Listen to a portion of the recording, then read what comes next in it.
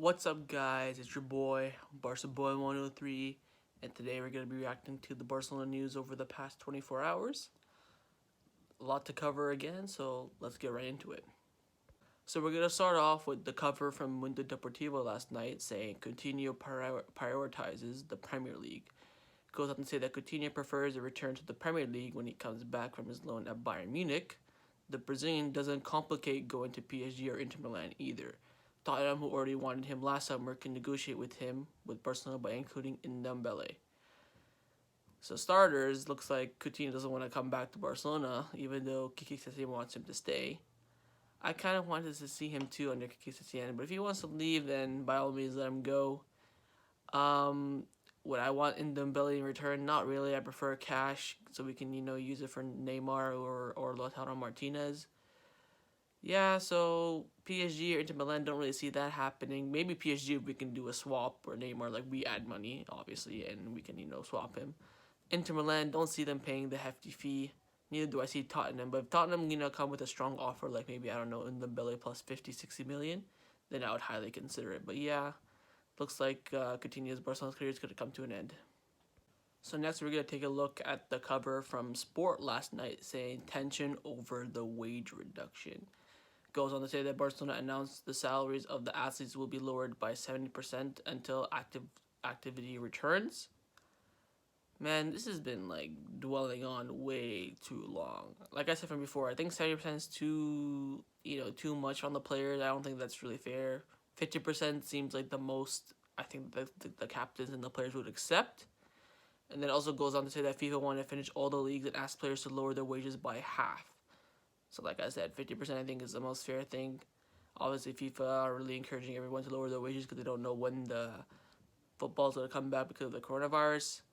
But yeah, man, this story has been dwelling on way too long. I think this has been going on for like 4 or 5 days. They need to get this resolved ASAP. So following sports cover last night in the morning, Barcelona made an official statement saying that they will take measures to minimize the economic impact after the crisis caused by coronavirus. Among the measures, the reduction of salaries of both the athletes and the employees. So at least now we know that they're trying to make some moves, trying to get this resolved ASAP. Hopefully it doesn't take much longer. I'm expecting maybe some news tomorrow or after tomorrow maximum. Don't think it should go on any longer, but yeah.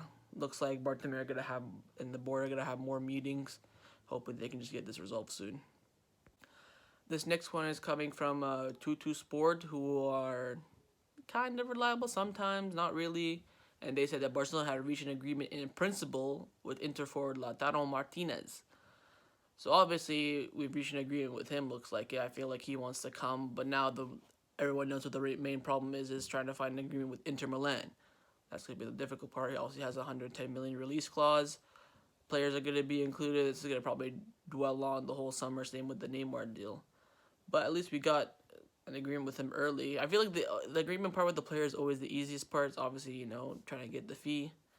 But yeah, I wouldn't, dwell on this. I would, let the summer come, let the football resume, and then we can see where we are from there. This next one is coming from Sport, also saying that Barcelona are looking for a center back, and there are a bunch of options on the table.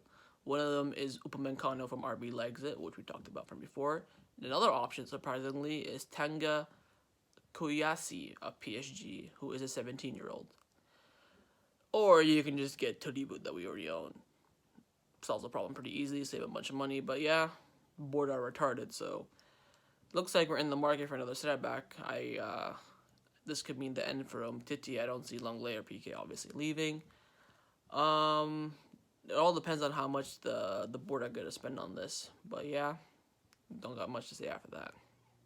So this next one is also coming from Sport, saying that Barca are open to selling Martin Braithwaite this summer, but in no case the striker will leave for less than 18 million. Everton and West Ham are included in the following player. Braithwaite is a very valued player within the dressing room. Kind of shocks me that Braithwaite has moved up in the dressing room so quickly, obviously probably because he's dedicated and he's determined to, finish his career. Well, not finish, but, have a long career at Barcelona. For me, if you get an offer more than 20 million, get rid of him, sell him. But if you don't, I'd say keep him. No harm in that. Since looking at Everton and West Ham being interested, they obviously spent a lot of money West Ham obviously spent a lot of money on Haller in the summer. Everton, Richarlison, Calvert-Lewin, Walcott spent a lot of money on them. Sigurdsson. So yeah, if they offered 20 million, I'd get rid of him. Yeah, I didn't think he was gonna stay that much longer either. So this next one's coming in from Mundo Deportivo saying that Barcelona have ruled out the signing of Rennes wonder kid Camavinga. The French outfit won 50 million for the player, and Barcelona considered that too much for a player who lacks versatility. Obviously, this man has been an upcoming talent, 17 years of age, been crushing it in league. A lot of players are interested in him. For me, 50 million is a bit too much for a 17-year-old. I know that Ansu Fati, 17, he's valued at 40 million as well. So, kind of agree with Barcelona on this one. I don't think we need midfielders anyways. I think we're absolutely stacked in the midfield position. We need more attackers and defenders. So, yeah, I don't have a problem with this one either.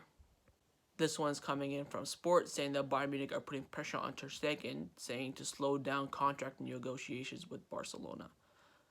For me, man, just get this guy aside. I saw also from Mundo Deportivo, I don't have the screenshot, I think, but I read it earlier on Twitter saying that a very reliable source said that Ter Stegen will be signing between 4 and a 5 year contract, which obviously great news. Don't see this man leaving. He's gonna be a future captain of the club, future legend as well. Don't think Bayern Munich. I know because Bayern Munich is German, Ter Stegen is German, obviously home country and all that crap. But yeah, man, I think Ter Stegen's made Barcelona his home. I don't see him leaving anytime soon. So this next one's coming in from Sport, saying that FIFA intends to prolong the transfer window until January. So for me, this all depends on when the transfer window starts. If it starts in June and they give us up to January, that's going to be great, obviously, because you can, negotiate. Then you can just make, a virtual signing from, a computer screen or something if there's still a coronavirus.